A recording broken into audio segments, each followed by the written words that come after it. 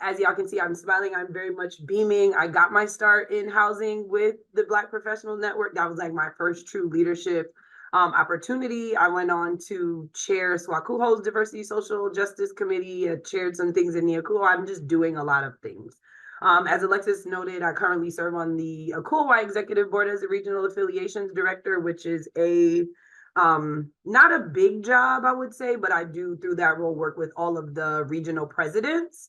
So if you've ever been in a space where you're managing multiple people at once, you know it's a lot of personalities. So like you mentioned before, my name is Tiffany Bromfield. I use the pronoun she, her, sis, and I work at Buff State. I'm currently a student at UB. I'm going to share my screen, and we're just going to candidly talk about some things today. I do want to note that there will be a section of time today during this presentation that I will open it up for questions, but I kind of will wait till afterward because I want to be able to stop the recording so that we can have an open conversation and folks can ask questions without feeling like they're, I don't want to say being spied on, but that it's being recorded and could possibly be shared outward because the association does save these presentations to a like private YouTube page so that it can be shared amongst other folks. So today we're going to be talking about navigating respectability politics. So I start any presentation that I do, I typically do a land acknowledgement of the area that I currently work at. So I'm at Buffalo State University, and I would like to acknowledge that our university is situated within the territory of the Haudenosaunee Confederacy, including the Seneca, Tuscarora, Cayuga, Onondaga, Oneida, and Mohawk nations, and of their indigenous relations and neighbors, the Erie and the Wenro. We hope to demonstrate respect for the treaties that were made on these territories, and we pledge to work toward partnership with the spirit of collaboration with our current indigenous neighbors, the Seneca and the Tuscaroras. The other acknowledgement I do is a labor acknowledgement.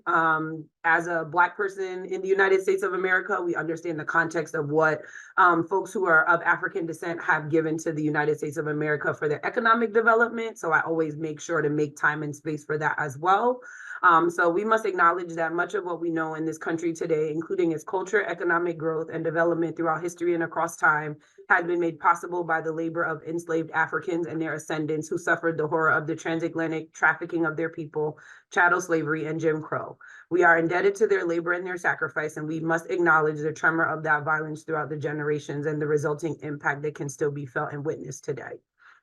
And like I said, I try to make space for these in any presentation that I do because we do need to acknowledge that not just higher education, which I'll get into, but the United States is steeped in a history of racism and oppression. And I'm not going to go into a presentation without at least acknowledging that, specifically because this topic is so ingrained in what that means. So a couple of things. I started with the acknowledgements. I'm going to give a very brief chat about who I am, so you have some background about me. I'm going to discuss some institutional types. We're going to dive into politics, professionalism, respectability, and then I'm going to give you some strategies on how I have navigated this field as long as I have. I recognize that these strategies don't work for everyone, so I try to I do what I call the buffet style: take what you take what you want and that you like, leave what you don't. So this is my like little PowerPoint slide about myself. I've worked at a number of institutions, both public and private. I'm a very active member of my sorority. I have 2 nieces and just had a brand new nephew. My kiddos are very, very important to me. And those are a picture of my parents, me and my sister, and then my nieces. I am the daughter of immigrants. My parents came to the United States from Jamaica in 84 and 87, respectively. I'm very active, was active in SWACUHO. I'm an avid traveler. I got my undergraduate degree at Jacksonville University in Jacksonville, Florida, with a bachelor's in communications, got my master's at the University of North Texas while working full time, which I never suggest anybody do, but I understand why, in interdisciplinary studies. And then I'm currently working on my doctorate degree at the University at Buffalo. And then I posted a picture of a cool Y. I take this picture every year. I put the I in a cool Y, if you notice. So this was the first picture at the top was when I was in Toronto.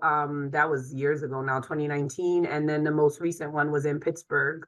I do have one from the last conference. I don't know where it is, but that's just like short and brief. And then I have the professionals of color The Professional of Color Network's little emblem, because that was kind of where I got my start in leadership in housing.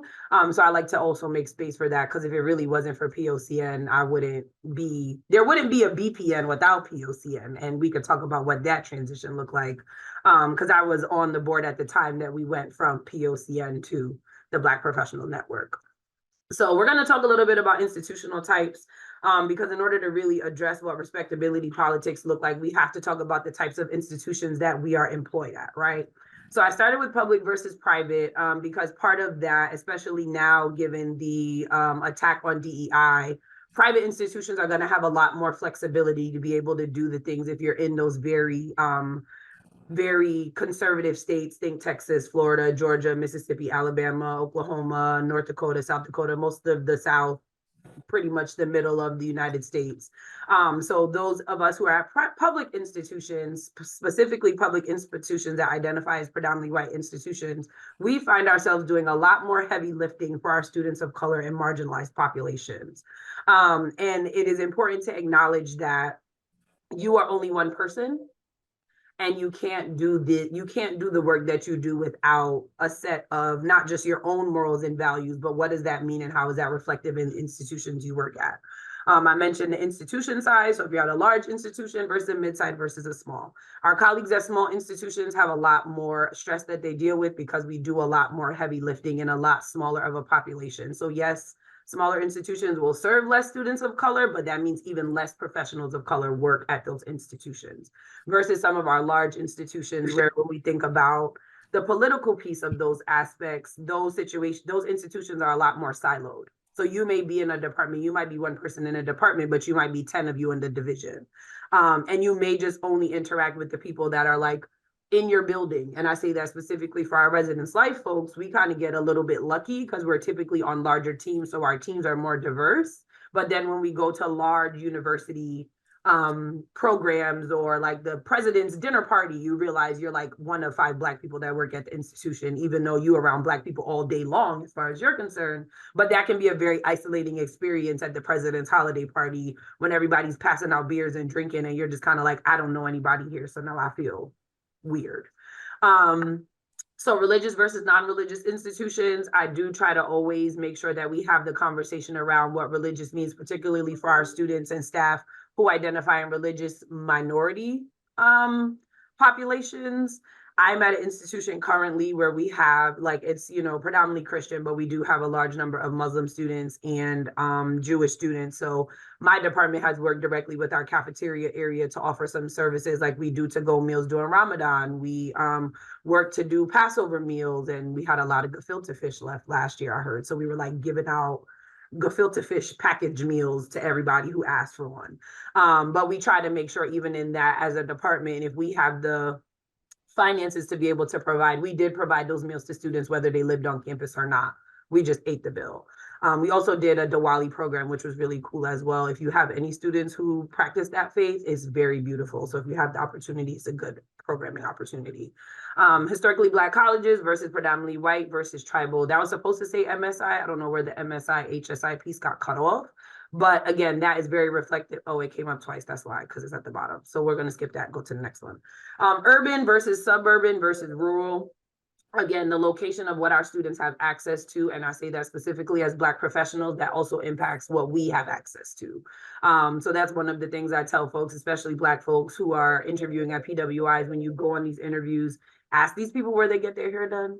Ask them where the beauty supply stores are. Ask them where the barbershops are, because the last thing you want to do is move to Piedmont, North Dakota, and realize that you can't find anywhere where you can get fried chicken and French fries. And as like wild as that seems as a concept, I live in Buffalo, New York, and thought I was going to be here and it was going to be all these Caribbean people because we right by Canada, and there's like one Caribbean place in the whole city for the city to be so large.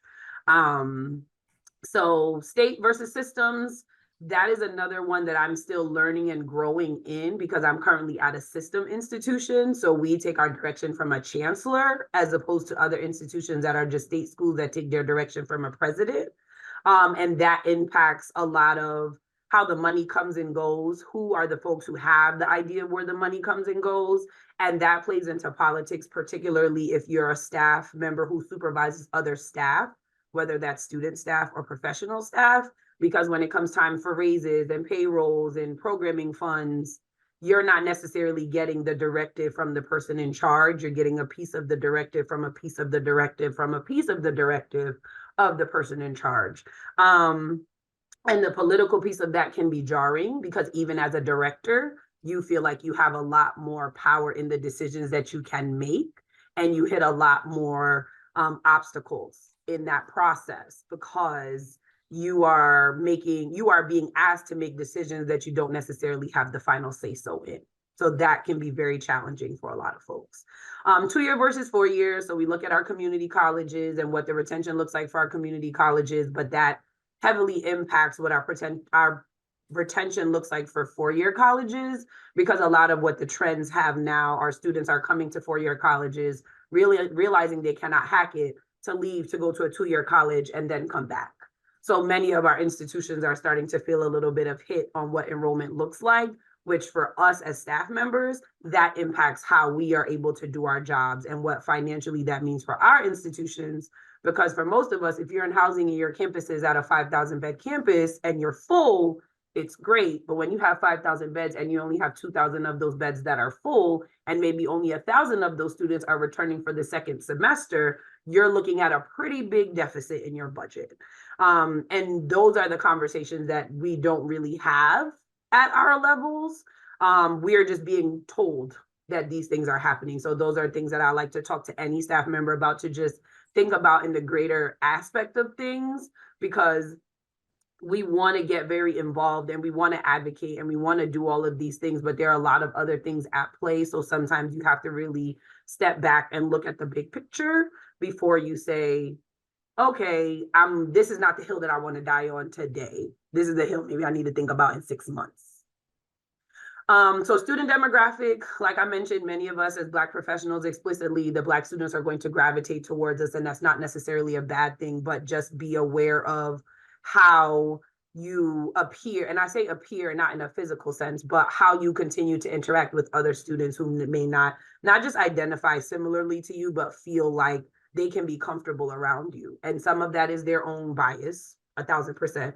But some of it is also just the positions that we're in and the students that we are able to have consistent interactions with in residence life, particularly if you live in a residence hall or you are in like a more student facing position. So think your RHA, NRHH, and things like that. You're going to be around the same subset of students 90% of the time. But if you decide that you're going to advise a student organization or join an on-campus organization like an employee resource group, the people who you mix and mingle with are going to look very different from the people that are in your hall on a day-to-day. So keep that in mind, because part of the political game that we play, it becomes the birds of a feather flock together. Why are all of the Black kids sitting together in the cafeteria? Which is not a bad thing. That is actually a very good thing, but I'll go into the other pieces of the strategies towards the end. And then HBCU, PWI, tribal, Hispanic serving institutions, minority serving institutions. Those designations are important because those letters follow the money. When it comes to federal grants, when it comes to new programs, when it comes to new initiatives, the alphabet soup is where the money goes. So if you find yourself, and I say this particularly for us at PWIs, when those HSIs and MSI designations start to come about at the institution, new programs and new initiatives will pop up. And a lot of the times these institutions go straight to residence life and say, we need you to do a thing with this. Stay ready, so you don't have to get ready. Put that in your little coin jar for later. So respectability politics, clean and straight. It's a political strategy wherein members of a marginalized community will consciously abandon or punish controversial aspects of their cultural or political identity as a method of assimilating, achieving social mobility, and gaining respect from the majority culture. There is nothing wrong with this definition in theory. There is everything wrong with this definition in practice. And I say this because a lot of the times, and I'm noticing this even now with my students, they're starting to, and it happens to me, like I'll get anxious about how I wear my hair today or what kind of clothes I have on because of this concept is just what I'm going to call it. But I also recognize that I have to survive, and survival looks very different for me at a school where 75%, well, 80% of my on-campus population are Black, versus at my previous institution where 6% of our institution was Black. So I had a little bit more flexibility about how I maneuver in these spaces, because it is not such, well, at my previous institution, it was not such a bright light on me. Whereas here at this institution, it is, because I am probably one of 3 people, one of 4 people who are Black in leadership in the Division of Student Affairs, one of 2 women. And I'm only an associate director. The only other female in the Division of Student Affairs in leadership is our Associate Dean of Students, who is a Black woman and has been at our institution now for 16, 17-ish years. So she's kind of worked her way up, like started as an RD and just kind of maneuvered her way in. But that's not going to be me. And I say that to nobody who makes that choice. But sometimes we also have to recognize too that opportunities present themselves at different times to different folks. And I want to be clear on this. If you apply for a job at your institution as a promotion and you do not get it, if you have the opportunity to, leave. And I'm going to say that clear as night, because they, as I say, they as an institution have shown you that the work that you do is not worthy of the promotion. And if you have the option to go somewhere else, because the other thing that people will not have the conversation with us about is that right now in hiring and higher education, it is a buyer's market. You can go work anywhere and be anywhere and do anything that you want to do. So if you have the opportunity to do so, do so. But also understand that being location bound, if you're not in a large city, if you're in a rural community, or you're trying to stay closer to home, it gets a little bit more challenging. And also, our field is not as small as people would like to make you think it is. And a lot of us as Black folks, people go, oh, well, don't burn your bridges. You might want to go back. If I'm leaving, I'm not coming back. There's no reason for that. But again, I want to be clear that like you have to make sure that you are the narrator of your own story. And a lot of the times in our field, and I say that specifically as a Black woman who's been told this before, because I have boundaries, I'm hard to work with. I'm not hard to work with because I do good work. I do good at my job. Folks think I'm hard to work with because I don't want to do what they want me to do. And that's a different story in its entirety. So professionalism is rooted in white supremacy. Anybody who knows me knows that I stand on this, from the way we wear our hair to the attire or the dress code policies that our institutions have, code switching even. And I struggle with that because sometimes I will forget where I am and I'll forget who I'm talking to and be myself. Right. And that's not to say that it's a bad thing, but I also recognize that sometimes depending on the rooms and the spaces I'm in, that comes with consequence. And that may mean that my social capital at this institution or my social capital in this department is now affected because folks feel like I'm not professional enough for their taste. And I point out that because when we think about being in a multi-generational workplace, I have supervised staff that are 2 times my age. So for them, what professionalism looks like and respectability is very different from my student staff who are showing up to my office and plopping down to play whatever new Ice Spice song that came out last week.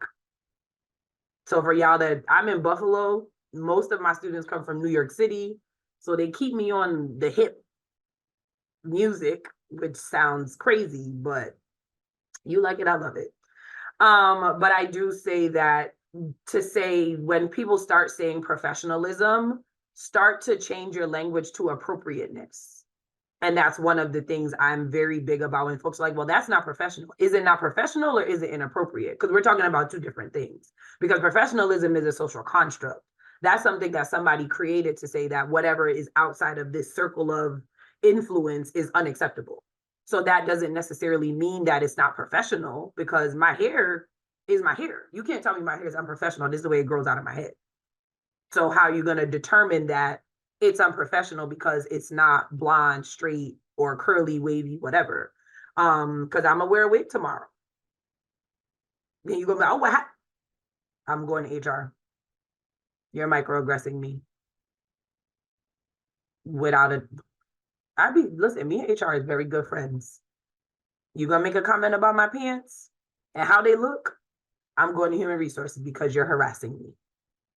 Because another thing to this is, as Black folks, we don't want to ruffle any feathers. We don't want to make it difficult.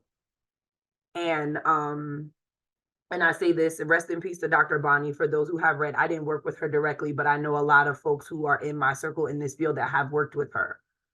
Ample opportunity, did everything that needed to be done, and still ended up in a not good situation. So that's part of the reason why I say, if you feel like it is costing you too much, it might be time for you to go elsewhere and do something else. Doesn't necessarily mean you have to leave the institution, because for many of us, there's jobs galore. Every week you get another email about an internal position that's going to be open and they're looking for somebody. Throw your name in every single hat that you can. If you see one line and you think you like it, go for it. If it's an opportunity to make a pay raise, absolutely go for it. And do not talk yourself out of these things. Because if Donald Trump could be president, you could run the world. I mean it. Let's start operating like mediocre white men. Look at how far they have gone in this world. Christopher Columbus discovered a country that already existed. And we take a day off for that. You are not a martyr. This is not your job to die for. These institutions have been around for hundreds and hundreds of years and have existed before you came, and they'll be open when you leave. These people are not going to stop this train for you. They're not. It's not the end of the world. And again, when I'll get into the strategies, I'll talk more about like the pieces of how some of these things work. Sorry, I clicked the chat because it was going on. So my strategies, I have a couple. Again, these are the things that have worked for me in this time. Take what you like, leave what you don't. We're okay. So the first strategy is recognize the system that you work in.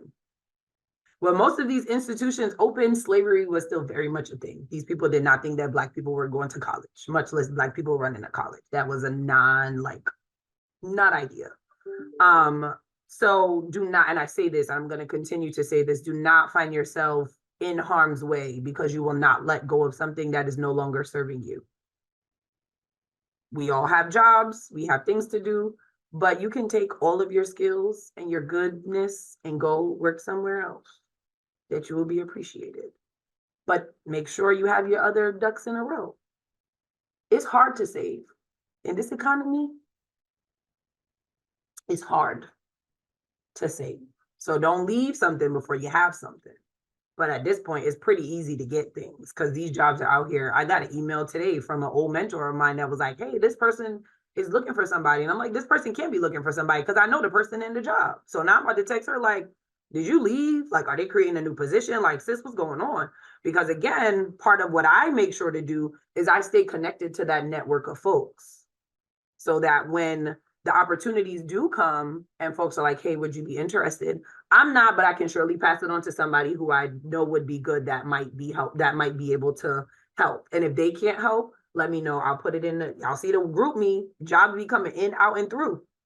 If they send it to me, I put it in there. If it's a job, I actually got to post something today. Johns Hopkins is looking for a director, and if anybody's interested in Baltimore, Maryland, I know their executive director. She used to be on the board, but I mean, every week, it's another job. Somebody's looking for something. Somebody's looking for someone.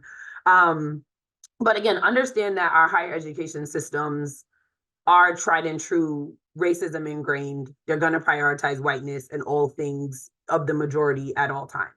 So do not kill yourself over those things, ever, ever. Listen more than you speak. This is a big one. And I say this for a lot of like my Gen Z folks coming in. Nobody wants to shutter your glory. Nobody wants to kill your shine, but also you're going to get yourself all worked up for a 150-year system of racism that's not going to change. Spend time in these meetings truly listening. And I say that because historically and contextually, there's always going to be this issue of like, well, you make a suggestion and someone's going to say, well, we did that already.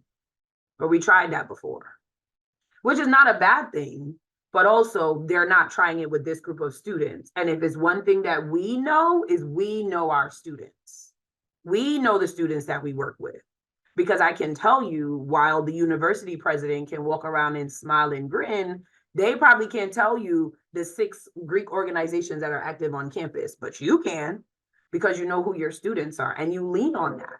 So when you get ready to go into these meetings and propose these ideas, come with the data, come with the background, because the other piece of this too, sometimes I think that we forget when we start to have these conversations around like suggestions and new ideas.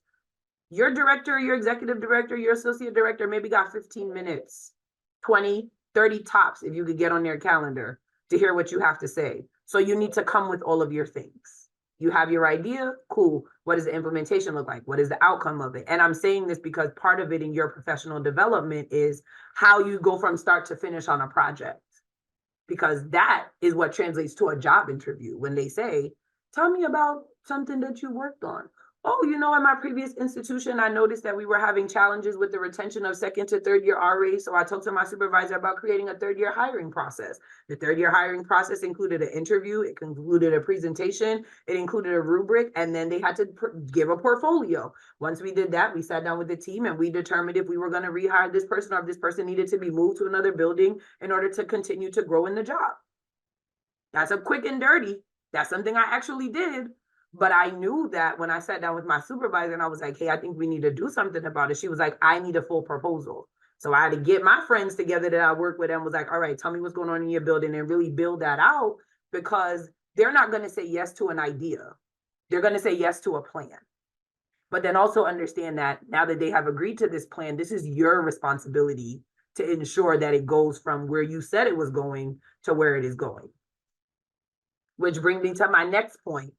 Observe when you are in these meetings at these divisional things, who's the people that are interrupting and cutting people off? Because you know we have them. Who's the person that's going, well, let me piggyback on that? Because we know in higher ed people love to piggyback. They don't got no ideas. They don't got nothing to give, but they want to piggyback off what you said. Who asks open discussion? Who asks open questions that invite discussion? Who ask closed questions? And I say this, and that's not to target my people, but then be the white men. They love to just ask a question that's a yes or no. And then like move on to the next thing as though you wasn't just having a whole debate in here. Who requests support? Can somebody help? Hey, Deanna, you've done this before. Can you tell me about it? Who are the people that make indirect things? Oh, like Alex had a good idea. Alex, let's hear your idea. Watch out for those people because they'll take your ideas. So only give them half. Don't give them all. Who doesn't say anything? Because there are plenty of people sitting in a meeting that have nothing to say. They never have anything to say. And who changes their body language? We know we have people that move a lot. And one of the things that I picked up in my career is I'm never the first person to say anything. I used to be the one that was always like, I got a thing. And then one day I was like, you know what? I'm not saying nothing else. Y'all don't want my ideas. And I literally stopped talking. And our associate director, Alex used to work with me, so she knows this. Our associate director at the time, like pulled me to the side and was like, you were really quiet in this meeting. Like, what's going on? And I was like, I don't have anything to say. I'm cool. Are you sure you're good? Mm-hmm. I'm good. I left shortly thereafter. Because I'm not giving y'all any more when y'all already made it clear that you don't want to hear what I have to say. So have at it. Enjoy. I'm good. I'm gonna go over here and do something else with my time because y'all don't value my time. So alliances, right? As much as we're like, oh, I don't want to be friends with these people at work. Being fake friends and phony is what's gonna save you 75% of the time. Because there's always somebody in your department who's willing to have your back sight unseen. It happened to me in a staff meeting. We had an associate director cut me off in the middle of a sentence. And one of my colleagues, who was a white woman, sent an email to God, Town, and Country about how I had been disrespected in this meeting and how dare he talk to me like that and blah, blah, blah, blah, blah. And the director got involved. I was literally cut off. I said, you know what? I ain't saying nothing else. and a white woman was my ally in that moment. But get you some trusted folks and get a board of directors. And I know people say, oh, get a mentor, get a mentor, get a mentor. In this field, you need like 10. And I'm not gonna hold you. Like, you need somebody that's like trying to get to where you're going. You need somebody who maybe might be in the same role as you. You need somebody who probably don't even work in this field that could just offer some really good advice. One of those people on your board of directors needs to be a white man. One of them, at least a trusted white man, because they love to talk. And that's the easiest way to get one. You just pick one and you're like, hey, let's go for coffee. They will talk to you for 45 minutes about themselves. And then the next opportunity that comes, kid you not, my previous institution, our associate vice president, I used to just go to his office. Hey, what's going on? He say, tell me something good. I go on and on and on about all the things I'm doing. I'm having so much fun and da da da da da. NACIS had an emerging leadership institute. He's like, Tiffany can go. I'll pay. No problem. I don't think that man ever set foot in my building in the 5 years that I worked at that institution, but he could tell you every single thing I was doing. Because every time I saw him, as soon as he say, tell me something good, I pick like 3 important things. Oh, I went to the regional conference, I presented.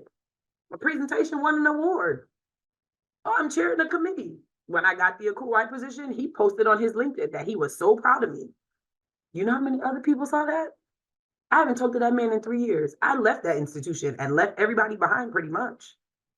But I still did good things. He still promotes my good things. And that's the part of the board of directors when people say like, oh, you need a sponsor. Sponsorship is good, but you also need people when, just because your name doesn't need to be in the room, they're still talking about you in that way. And then trusted folks, I'll continue to like harp on that. I had even a situation today with me at work where like I cried in front of my student staff, y'all. It's rough out here. And my homegirl, who's now our Title IX coordinator, like came right over to my office and was like, what's going on? Like, you need to have those people on campus, because in real time, and for a lot of us, if you're partnered or unpartnered, right? Like, you'll go home and you'll talk to your partner. But if you're unpartnered and you like don't have a dog like me, you go home to my Christmas tree. My Christmas tree is the bomb, y'all. My Christmas tree is black. It got all these Kwanzaa things. Like, my Christmas tree is very black. But I go home alone pretty much. So like, if I don't have people to process or somebody to call to process the day with, I'll end up holding that. And that has a more detrimental effect on my body more times than not, because I'm usually going to go home, like most of us, we're going to go home, we're going to eat something unnecessary, or we're going to take a drink, like have a glass of wine before you know it, it's a bottle.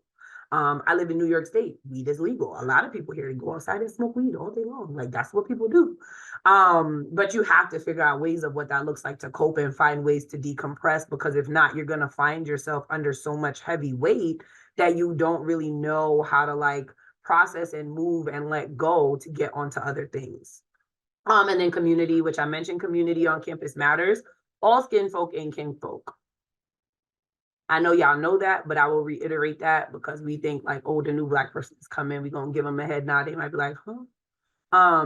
But just keep that in mind. And that goes for leadership as well, because a lot of these folks be ready to be, oh, I'm the Black this and I'm the Black that. And then when Black students need stuff, they are nowhere to be found. It still ends up being on you when the person who actually has the power to be able to do something isn't doing anything. So this brings me to my next point: advocacy and activism. Those are 2 different things, and you need to choose your battles wisely. Is this something that in the next 2 to 3 years at my time at this institution that I can change or make an impact? Or is this something that is going to take 5 to 10 years, so it is not even worth me bringing up in discussion? Because again, at a lot of our institutions, our challenges that we deal with are very systemic. These are written into the policies. These are written into the procedures. These are written into how we deal with things, especially for a lot of us in residence life. Many of us are on campuses that when things happen, the response is to call UPD, call the university police. And for Black people, we know that when the police arrive to an instance, whether it is somebody taking an iPhone charger or somebody with a gun, the situation automatically becomes heightened to the 10th level. for us as the staff in the situation and for the students who may or may not be impacted by it. Choose your battles wisely. Is this an opportunity for me to advocate for my students? Is this an opportunity for me to have a conversation in the background? Or is this the opportunity for me to be on a picket line and really get inactive? Also understand that whatever way you go, there are consequences to both of those actions. You determine when it is time for you to engage in a conversation to be able to advocate and be a part of the change and impact, or this is the time where like, I know I'm about to leave anyway, so we just gonna burn it down on the way out. Both of those things equally have their own consequences. That is for you to determine. And then leadership, I always talk about leadership. I think because a lot of the times, specifically as Black folks, we always end up or find ourselves in these positions where people start to follow us. That's just because we are the trailblazers and the trendsetters. So people are going to want to do what we do by proxy. But just remember that you, as who you are as a person, is what determines the kind of leader that you become. So are you ethical? Do you lead with integrity? Or like me, I'm a person who leads a lot with care. Like my coach in high school used to say, I have bleeding heart syndrome because I want to help everyone. I'm like, oh, come to my office, come sit on my couch. Let's talk about things. Understanding that 10 to 15 minutes that I may have taken to help a student is going to, translate 10 times over. But now that's 10 to 15 minutes that I didn't have to work on a project. So now I'm going to have to figure out where in the day that I have to maneuver things to be able to get those things done, because I still have a job to do. I'm still getting a paycheck, at least for now. But also remember to kind of, and I don't want to say stay humble in the process, but understand that like when the opportunity and time comes for you to sing your own high praises, be prepared to present those things. And that happens a little bit more frequently, I think, now as our institutions are starting to look for more ways to be innovative and like student retention and programming and things like that. So you will have ample opportunity to kind of boast on yourself, but just be prepared to have your things ready for when the time comes. And then healthy boundaries. I always say this, be focused on your destination while being flexible in your methods. Because if you volunteer for the things you like, you won't be voluntold to do the things you don't. So, and I know for me, I love all things hiring, recruitment, selection, training. Oh, you need somebody to go shopping? Oh, you need some, yeah, I'll do that, because what you're not about to do is volunteer me to read these applications, because I don't want to do that. You already gave me something, so give that to someone else. And in that, ensure that when you are volunteering for the things you like, these are also active resume builders. At least once a week, you should be sitting down to put bullet points on your resume about what you've done. Everybody in this room should have a master resume, a resume with every single job, every single conference you've been to, every single presentation you've done, because then when you get ready to start applying for jobs, you can just pick and pull. Everybody should have a master resume. But again, if you focus on volunteering for the things you like, you won't be voluntold to do the things you dislike. And we all know a resident's life. Like, I don't like assessment. If I could get away with never doing assessment, and to this point in my career, I've done very little assessment and I've done very little conduct, because those are two things that are not my forte. I know how to do them, but I like the fun and fuzzy stuff. You want to plan the socials, you want to plan RA training, you want to plan appreciation week, put me on those committees. If you want me to assess the surveys, I'll pass. But healthy boundaries provide good mental health. Burnout is big in our field because in residence life, just the kind of work we do, it is very hard to unplug and decompress. So having those boundaries, like, you could email me after 5 o'clock, but if it's an emergency, you should probably text me, because I'm not checking my email after 5 p.m. If I'm on call, then it's different. But if this is not my on-call week, if you email me at 4:59, you are not getting a response, because it's already 5 o'clock. I'm already out the door. I'm on my way to the gym. Good emotional health, matured independence, advancing your identity, and influencing others around you. But again, I continue to remind folks that be focused on your destination while being flexible in your methods. And saying no is okay, but it can't be no every time. Saying no is okay, but it cannot be no every time, because then you will be determined, or you'll be marked as the person that's difficult to work with. But when Molly, Sally, and Sue say no, because they got to go home to take their dog to the veterinarian, nobody's like, Molly is difficult to work with. So understand that. Y'all laugh, but y'all know I gotta go get my dog. Gotta take my dog out. Gotta let my dog out on my lunch break. But when you come back late from letting your dog out, nobody said nothing to you. But if I come back 10 minutes late from lunch, now everything's all crazy. But protect yourself. Priorities, priorities, priorities. Capitalism is why we are here. That's it, that's all. We could love our jobs, we could love our students, but we know if the money dried up, we probably still wouldn't be here. Prioritize the things that are important to you. And I say that specifically for folks who may not live close to family. And it's like, you know, your grandmother's 89th birthday outside of close down weekend and move-in weekend, because y'all know them blackout dates be funny.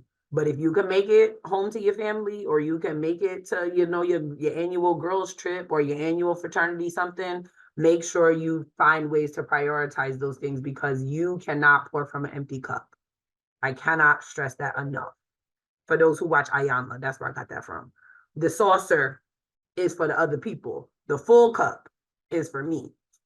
And last but certainly not least, do a good job at your job, the job that they are paying you for. Don't be doing a good job at your voluntary activities that you like. And then when it comes time to run the occupancy report or fill out your budget, you trying to add up all the dollars and cents, trying to figure out where all the money went because you waited till the end of the semester to put everything in your budget spreadsheet. Now your accounts lady's asking for it and you're 2 days late. But the RA appreciation week was fabulous. Do a good job at your job, because when you are found working, those are when the opportunities that you were not looking for will present themselves. And I'm right at my 350 mark. So Alexis, if you could stop the recording so that folks have the opportunity to ask me questions. Thank you.